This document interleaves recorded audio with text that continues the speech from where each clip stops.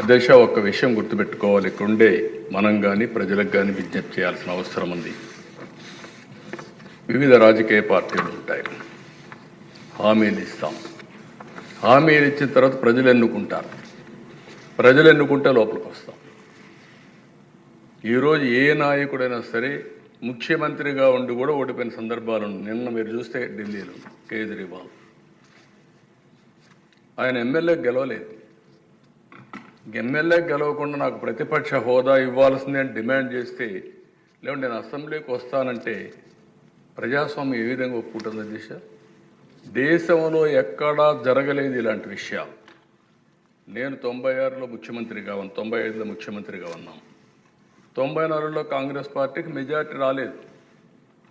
సమైక్య ఆంధ్రప్రదేశ్లో 26 సీట్లు మీరు ఉన్నారు అధ్యక్ష. అప్పుడు 26 సీట్లు గెలిచారు. ప్రతిపక్ష హోదా ఇవ్వలేదు.